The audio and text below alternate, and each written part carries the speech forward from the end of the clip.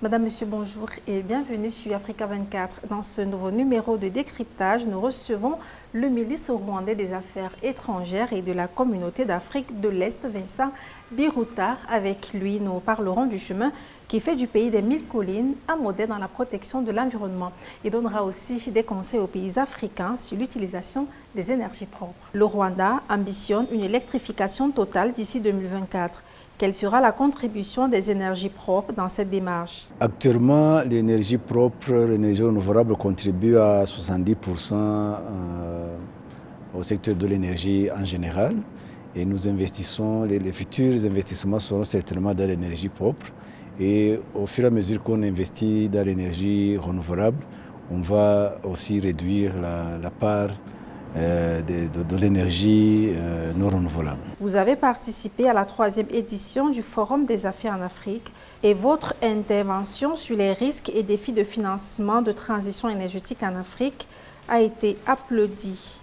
Sur quoi portait-elle? Mon intervention était axée sur l'initiative même de SDG 7 Initiative for Africa, où j'ai dit que l'objectif de développement numéro 7, qui est l'accès à l'énergie propre et abordable en l'an 2030 est très important pour l'Afrique parce que l'accès à l'énergie propre et abordable a un impact sur plusieurs secteurs, dont le secteur changement climatique, dont le secteur éducation, agriculture, le secteur santé, le secteur de l'industrialisation et beaucoup d'autres.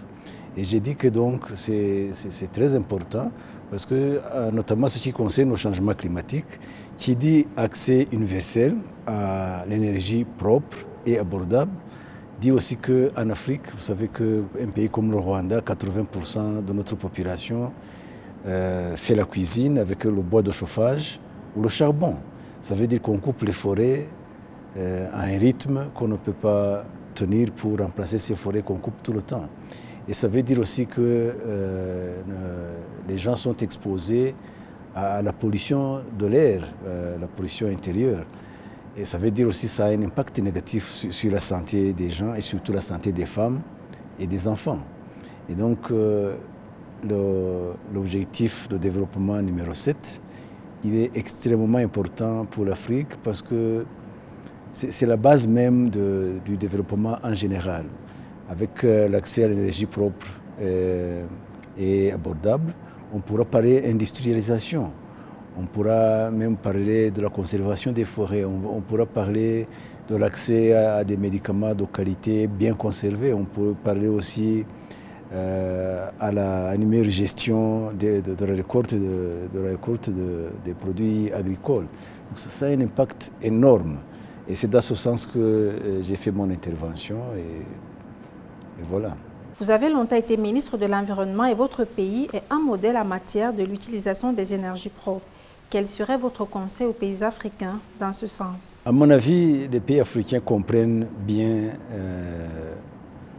l'importance de l'accès à l'énergie propre et à des prix abordables. Ils comprennent. Maintenant, il faut passer de la compréhension juste à la mise en œuvre, il faut faire les investissements qui sont requis, il faut mobiliser les partenaires par-ci par-là et de façon qu'on puisse vraiment permettre à nos populations d'avoir accès à l'énergie. Et quand je parle d'accès à l'énergie, ça veut dire si on parle de l'électricité, il ne s'agit pas d'avoir seulement la lumière, c'est bon. Il ne s'agit pas seulement d'avoir une prise où on peut charger le téléphone, il s'agit d'avoir l'électricité qui permette aussi de commencer des projets, des petits projets d'investissement. Et ça peut transformer la vie des populations. Et à mon avis, les États africains y comprennent. Maintenant, il faut passer de la compréhension à des choses concrètes, à des investissements dans le domaine de l'énergie propre et à des prix abordables. Le Rwanda a opté pour l'éradication du plastique jusqu'aux produits à usage unique dans les bureaux ou les conférences. Est-ce que cette décision n'est pas très osée?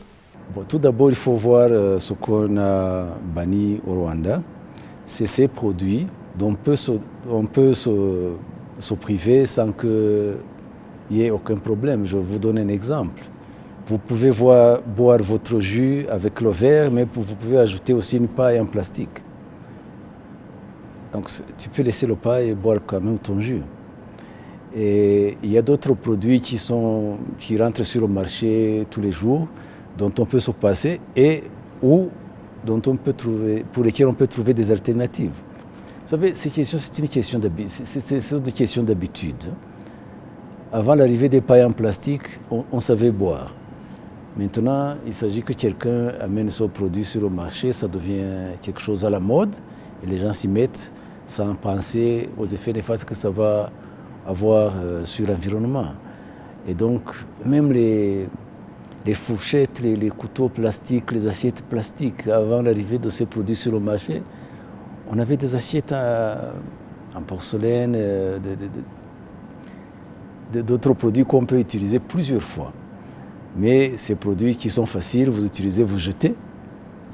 C'est assez facile, mais il y a très peu de gens qui se demandent que quand ils jettent, ils causent d'autres problèmes. Et donc il s'agit aussi d'éduquer la population. Avant de bannir, nous, on commence par éduquer, on commence par avoir des débats, en discuter, on prépare la population et puis à la fin, on met en place des lois pour pouvoir protéger l'environnement. Mais je pense que nous, on le fait parce qu'on pense que c'est bon pour notre environnement et c'est aussi bon parce qu'il y a pas mal d'autres pays qui ont commencé quand même à bannir ces produits plastiques à usage unique. Merci beaucoup.